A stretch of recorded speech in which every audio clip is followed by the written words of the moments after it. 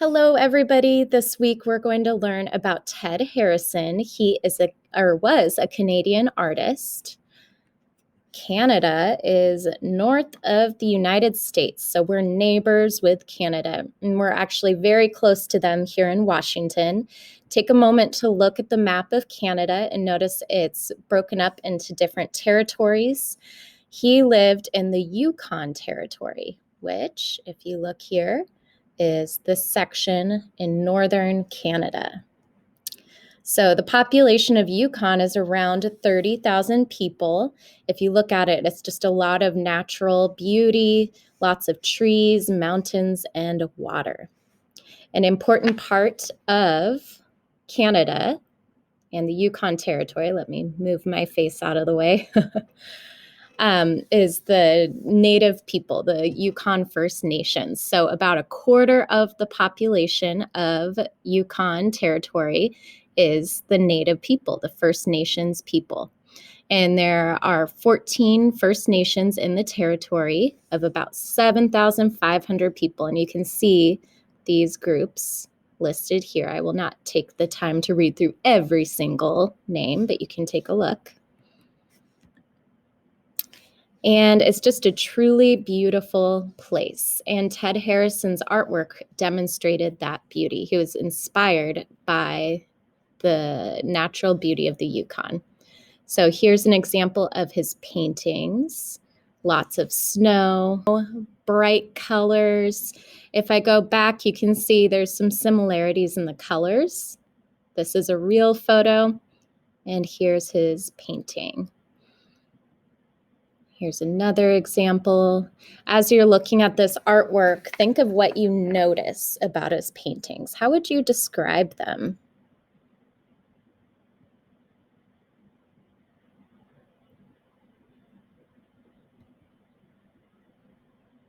So in your head, how would you describe Ted Harrison's painting style?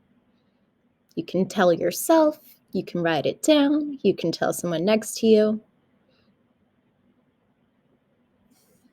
Let's see how Ted Harrison describes his artwork. He says that his paintings are part fantasy, part reality, and part abstraction. So you can see his paintings are based on reality, but they're a little magical, a little fantasy added in there. So one curator, someone that's in charge of museums and galleries, said he didn't want Ted Harrison's work in his gallery because it was so simple that even children understood it. And Ted Harrison said, hey, that's kind of a compliment. I like that. So it's simple, colorful, based on reality, but a little magical. So also take a moment to look at his art and see, what do you think inspired Ted Harrison? And what symbols and images do you see in his artwork? Now we'll get to create our own Ted Harrison inspired art. You can either stop the video, pause it here, and do your own version, making sure that you're doing those simple lines like he did with the mountains in the background and the bright colors, or you can follow along with this video as I do a guided drawing. This week, you're going to need one piece of paper and either a black permanent marker or a black crayon. I'm going to use crayon. And then you will also need your watercolors. I made sure that every single student in the school has watercolors, so you should have a nice fresh set of these ready. All right. So I'm going to have my paper in portrait style, and that means it's the tall, skinny way. And we're going to begin by drawing some mountains and hills. So very simple lines. You can do a wavy line there. That. There's really no wrong way to do it. Then I'm going to add some mountains up here.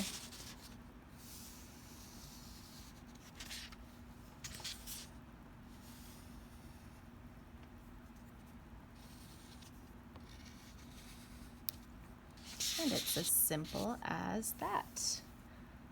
So once you have done your hills and your mountains, you can begin by adding color. With your watercolors, make sure that you get each section wet, add a little water.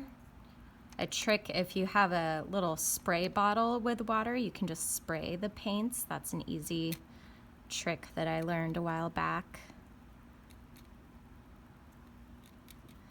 Okay, so now that my watercolors are ready, I get to add as much color as I want. Now remember, Ted Harrison did some slightly realistic colors, but he also just had fun adding bright colors to his paintings. So just have fun with it. All right, I'll meet you back here.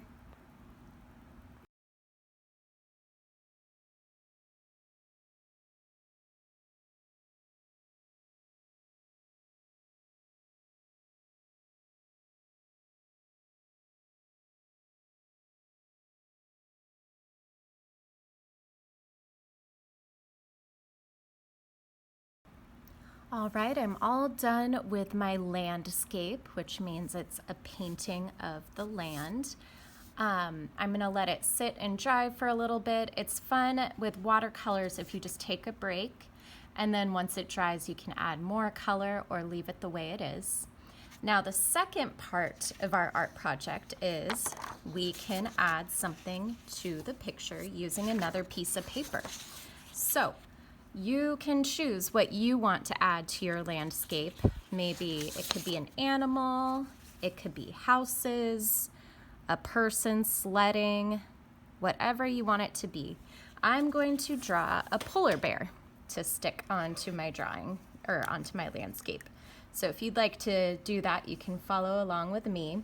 I'm going to take a plain, I'm going to take a plain piece of paper and my black crayon, and to create a little contrast, I'm going to have my polar bear just be black and white, and it will really show the contrast between black and white polar bear with my bright landscape. So beginning in the middle, I will draw an oval nose, then its little mouth,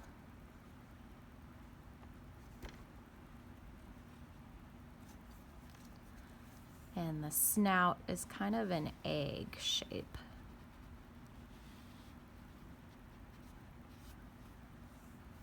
Two little dot eyes. And now the body.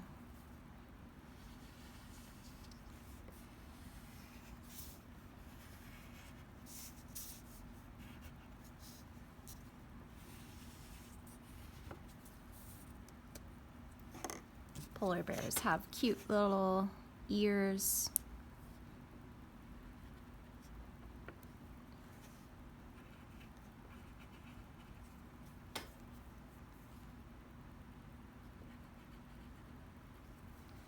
And we'll just draw some simple arms coming in.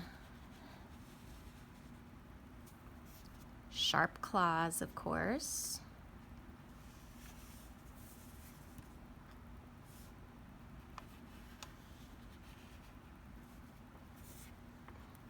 This polar bear looks nice and cuddly, but we know in real life, bears are not something we want to cuddle with. Now I'm going to add some lines to show the fur texture. You can go around.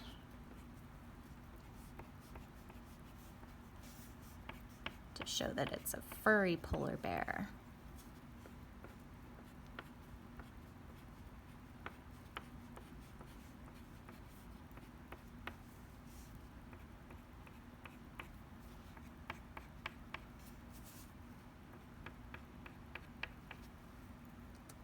Okay.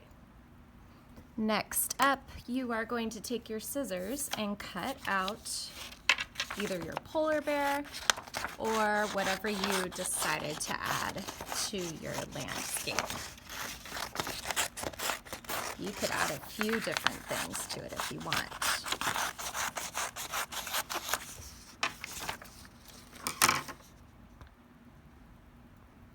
Okay, here we have my polar bear and my landscape. So I'm going to have my polar bear peeking out in front of the mountains. I'll take a glue stick and glue it down. I believe you all got glue sticks. Let me know if you did not get glue sticks in your school supplies, and I will definitely figure out a way to get that for you. Okay, glue it down.